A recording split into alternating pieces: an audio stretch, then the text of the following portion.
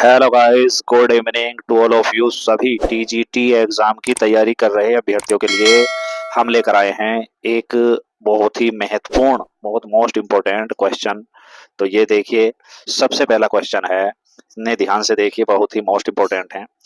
A mock epic poem is, a mock epic poem is, तो इसका सीधा answer देखिए, आंसर सी, यानी कि a parody of real epic.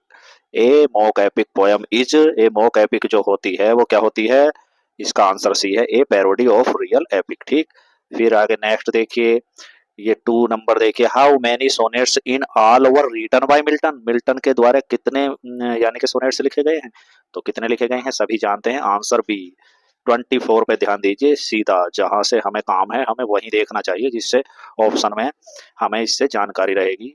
ठीक है, और हम आसानी से परीक्षा में इसे ढूंढ सकते हैं। ठीक है, फाइंड कर सकते हैं। ये थर्ड देखिए, what is catastrophe, what is catastrophe, तो इसका आंसर सीधा देखिए, the ending of a tragedy, यानी कि ट्रेजेडी कहते हैं, ट्रेजेडी किसे कहते हैं, ट्रेजेडी कहते हैं जिस नाटक का अंत दुखांत हो, जैसे हैमलेट का, सब हैमलेट में सभी जो है अंत में उनके दुखों का अंत हो जाता है और सब मतलब डाई हो जाते हैं। ठीक, फिर who said that Shakespeare's heroes are universal but they are individual also, यानी कि किसने कहा कि शेक्सपियर के हीरो जो हैं वे यूनिवर्सल भी हैं, यानी कि सार्वभौमिक भी हैं, but they are individual also, लेकिन वे इंडिविजुअल भी हैं, यानी कि व्यक्तिगत भी हैं। तो ये किसने कहा, इसे ध्यान रखिए, आंसर डी है एडिसन, यानी कि एडिसन ने क्या कहा कि Shakespeare's heroes are universal but they are individual also.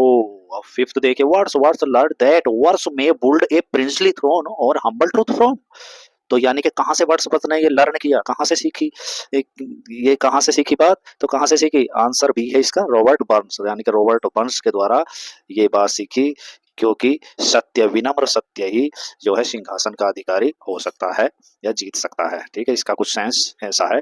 10 या 6 देखे, the sudden running of A heard of frightened animals, यानी कि भयभीत एनिमल्स जब भागते हैं एक झुंड में डरकर, तो उसे कहते हैं स्टाम्पेड, यानी कि आंसर ए हुआ स्टाम्पेड।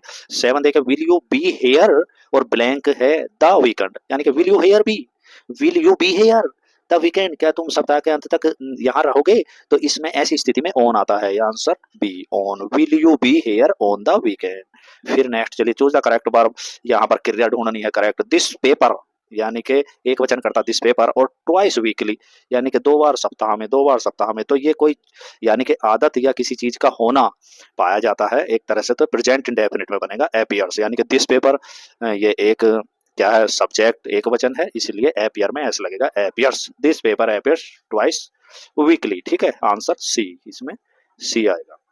कीप क्लियर विक्ड बॉयज, यानी कि दुष्ट लड़कों से या बुरे लड़कों से या बुरी संगति से, क्लियर ऑफ बचो, क्लियर ऑफ माने बचो, तो ए, इसका आंसर है ए। सिनोनिम्स ऑफ एमेलियोरेट, एमेलियोरेट का सिनोनिम्स, यानी के सिनोनिम्स का मतलब पर्यायवाची, तो यानी कि जिसका अर्थ इस जैसा हो, तो एमेलियोरेट का सिनोनिम्स है इम्प्रूव, यानी कि सुधार करना। फिर नेक्स्ट, सिनोनिम्स ऑफ एनकोमियम, तो एनकोमियम का सेम मीनिंग क्या हुआ, इयोलॉजी, आंसर बी इयोलॉजी, यानी कि अच्छा सेंस, अच्छा संगीत, अच्छी आवाज, इयोलॉजी। One who lends money at high rate, high rate पर, हाई दर पर जो देता है उधार, उसे कहते हैं यूजुरर, यानी कि सूदखोर, तो आंसर सी हुआ, इसका आंसर सी हुआ। When did Shakespeare right his place, उसने अपने, शेक्सपियर ने अपने प्लेस कब लिखे, ये तो सब जानते होंगे, तो ये आंसर सी है इसका, 16th एंड 17th सेंचुरी। ठीक है, यानी कि 16वीं और 17वीं शताब्दी में। द कैक्सटन प्रेस, ये 14 देखिए, the Caxton press was established, established का मतलब स्थापित हुई इन, कौन से सन में, कौन से सन में, यानी कि ये 1476, यानी कि 1476 में, तो आंसर डी हुआ इसका, ये कब स्टेब्लिश हुई। अब ये देखिए, द टर्म डिस्टोपिया इम्प्लाइज, तो डिस्टोपिया इम्प्लाइज यानी डिस्टोपिया का क्या अर्थ है, तो आंसर डी है इसका, अनप्लीजेंट इमेजिनरी वर्ड, यानी कि अनप्लीजेंट माने जो अच्छा ना हो, बुरा हो, इमेजिनरी माने काल्पनिक, वर्ड संसार, यानी कि असंगत या बुरा काल्पनिक संसार कहते हैं डिस्टोपिया, और जो अच्छा प्लीजेंट इमेजिनरी वर्ड होता है वो यूटोपिया होता है, ये आप जानते ही होंगे। 16 देखिए, who coined the term poetic justice, poetic justice किसने उत्पन्न किया, किसने पैदा किया, किसने यानी कि इसकी रचना की, और किसने प्रतिपादित की, तो ये आंसर भी है इसका, यानी कि थॉमस राइमर। ध्यान रखिए, who coined the term poetic justice, तो पोएटिक जस्टिस यानी कि कॉइंड किसने, थॉमस राइमर। Answer B. ये देखिए, choose the correct spelling. Correct spelling, इसमें तो तुम माहिर हो, तो आंसर ए आएगा, पिट्यूटरी, PITUITARY, पिट्यूटरी। ठीक है। और फिएस्को मीन्स, यानी कि फिएस्को का क्या अर्थ है, वही सिनोनियम सी मान लो, जो फिएस्को का अर्थ है वही है डिजेस्टर का। डिजेस्टर माने सर्वनाश, नष्ट होना। ठीक है। ठीक है, तो फिएस्को का भी अर्थ ये है, दोनों आंसर सी। फिर ये देखे 19, who said that Shakespeare in his comedies has only heroines and no heroes. कौन कहता था या किसने कहा कि शेक्सपियर की कॉमेडी में जो है हीरोइंस ही मिलती है, हीरोइनों की भरमार है, हीरो नहीं मिलते। तो ये किसने कहा था? Johan Ruskin. यानी कि इसे याद कैसे करेंगे?